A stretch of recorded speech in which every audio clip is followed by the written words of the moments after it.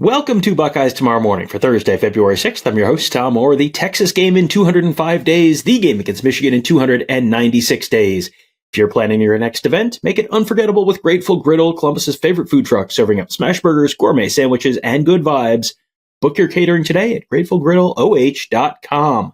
Going to continue our survey of the 2025 Ohio State football team and some storylines as the Buckeyes get ready to enter spring football. And we're going to sort of skip over what you would traditionally expect, which is the wide receivers, and we're going to move right on to the tight ends. Got probably a little bit more of an in-depth look at the wide receivers coming a little bit later on. So we're going to just move on to the tight ends. It is, in fact, the year of the tight end.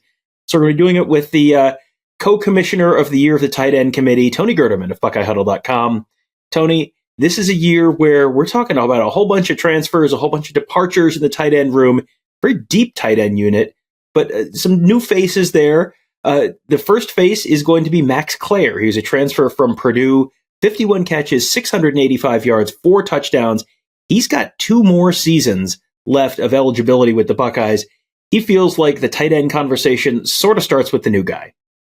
Yeah, when you go in and you grab arguably the top tight end on the transfer portal market, that's where the conversation starts. And he was able to do this with he's an after the catch guy, he's a before the catch guy.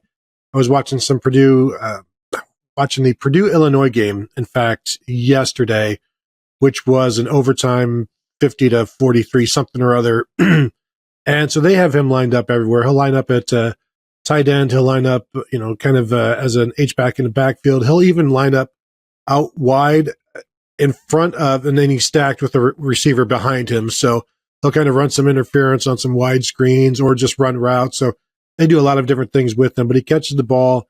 He can make guys miss, and he'll have to start blocking. Not that he doesn't at Purdue, but he's going to have to do more of it at Ohio State. I was watching the Purdue-Illinois game. I don't know if it's technically, medically a cry for help, but it feels like, hey, if you need someone to talk to, buddy, I'm right here. All right. So moving on from Max Klare, who may have to do a little more blocking, to Will Kacmarek, who did a whole lot of blocking last year for Ohio State. He missed about half the season with that arm injury suffered against Oregon, finished with just 8 catches for 86 yards. But that really feels like that understates his impact on this team, because as soon as he came back towards the end of the year, this looked like a very different Ohio State ground attack. And there were obviously some other things that changed there. But Will Kacmarek, when they brought him in from Ohio University, it felt like, boy, he's a really good blocker, was sort of right near the top of his bio. And he lived up to that in spades in his first year with the Buckeyes.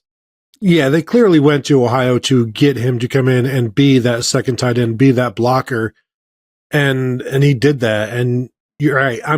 I can do the same math that you can. The running game picked back up once he was reinserted back into the lineup and healthy and full strength.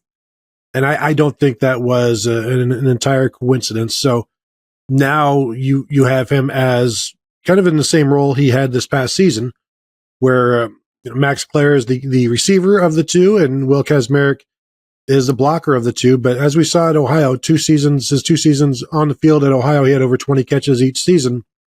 So he's got hands. I mean, the play that he was injured for 4 or 5 games on against Oregon was a catch down the middle of the field, stretching the field. So he has that ability. I think these two guys are a really, really good 1-2 punch.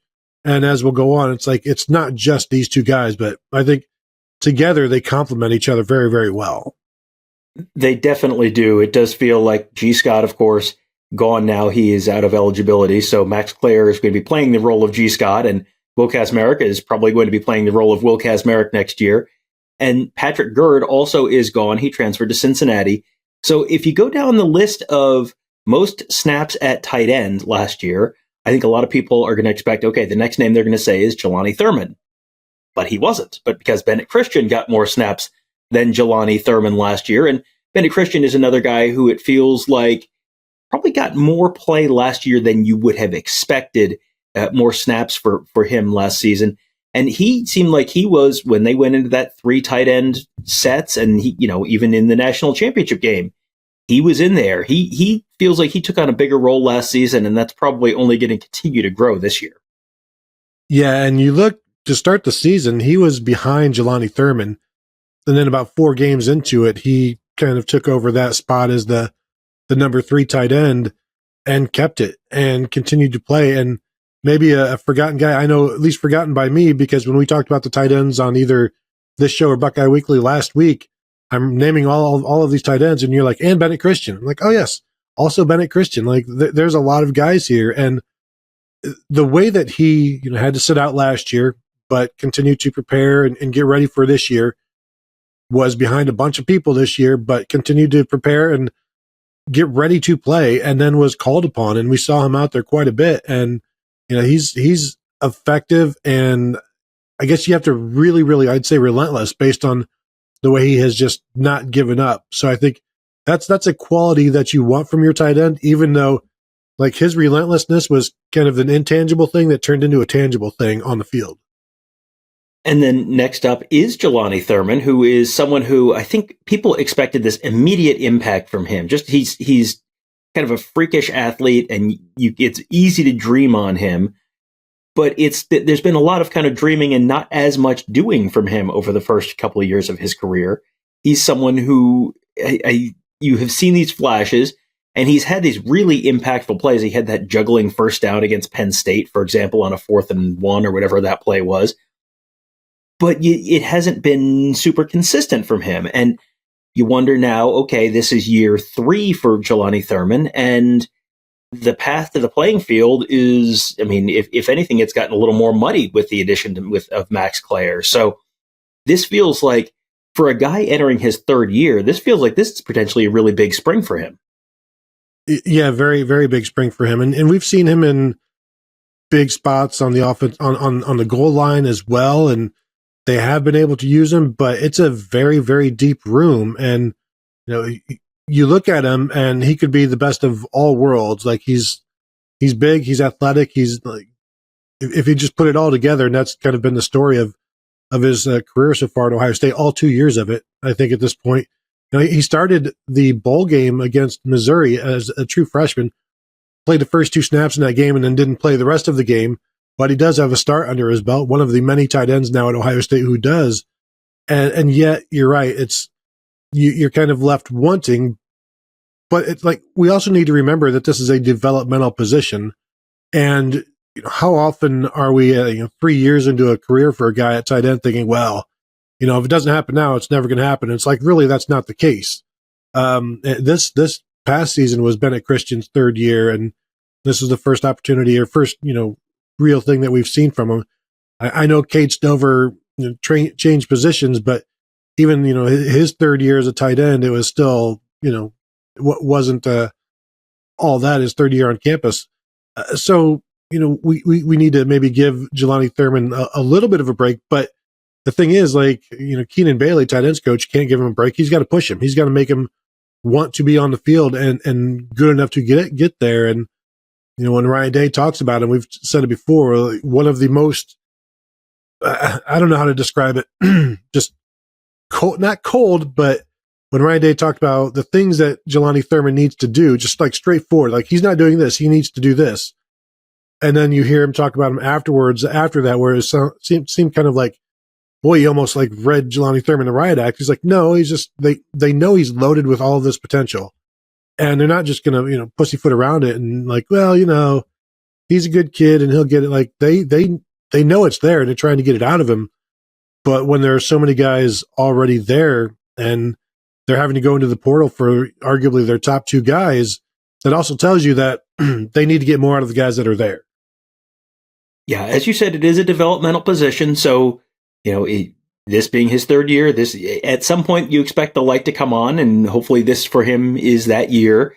But that it better be that year, because you've got some real talented guys behind him as well. Max Leblanc, 1 year behind him, he was on the team this year as a true freshman. He's going to take a redshirt year there. Did not play a whole heck of a lot because, as you said, it is a developmental position. They talk about needing to block like an offensive lineman and catch passes like a wide receiver, and that's not an easy thing to do at the Big Ten level. But this is a guy, Max Leblanc, who I know they're very high on. And then there's 2 true freshmen coming in this year. Nate Roberts will be in for the spring. Brody Lennon will not be in for the spring. He'll be in for the summer. But those are 3 young guys, all of whom are going to be hoping to take on a bigger role. I think LeBlanc has obviously, with a 1-year head start, has a better chance to get out there and play some kind of an impactful role at some point this year. But for all three of those guys, boy, that's a crowded depth chart ahead of them. It is. And one of the things with Nate Roberts, one of the top targets for anybody in the tight end class this past recruiting cycle, I know Keenan Bailey really, really wanted him. And so what kind of, what can he show as a true freshman? When again, you're not expecting much, but if you are an elite prospect, can you show something? And Jelani Thurman lost his black stripe pretty quickly his freshman year. And so he was showing stuff. So can Nate Roberts do that same thing in the coming months? And what kind of summer does he have? But yeah, I'm also interested to see Max LeBlanc, who is a pretty talented pass catcher in high school, and what kind of development has he presented? And I think kind of what happened with Bennett Christian last year, he showed the guys that if you just earn your stripes or earn your snaps and earn your reps, you'll get them. It doesn't matter how low on the totem pole you started. If you're performing and you're making your blocks and you're making you're correct on your assignments, then you're going to raise up and you're going to play. And Keenan Bailey showed he has no problem playing 4 guys throughout the course of a game. So I think that's also an incentive for all of these guys. Yeah, the path to the playing field may not be exactly clear, but it is there, and we will see who kind of treads that path this spring, and then heading into the summer and fall camp for the Buckeyes. Certainly an interesting position. We'll see how that position changes, getting used potentially this year. Buckeyes do have a new offensive coordinator, a new old offensive coordinator. His name is Brian Hartline. He's had the title before. We'll see if he has a little bit of a bigger role, or what kind of role he has this year in terms of actually calling plays. That's something that Tony and I are going to be talking about on a live show that'll happen Wednesday evening. We'll have plenty to talk about there, as well as the hiring of Ohio State's new offensive line coach, promotion of Billy Fessler to the quarterbacks coach position, and much more. You can find that all at youtube.com/Buckeye Huddle. Make sure you're subscribed there. And also make sure you're subscribed at BuckeyeHuddle.com. That's where Tony, Kevin, and I cover the team. Mark covers recruiting. We have our whole team of X's and O's gurus there as well to make you a smarter football fan, all at BuckeyeHuddle.com.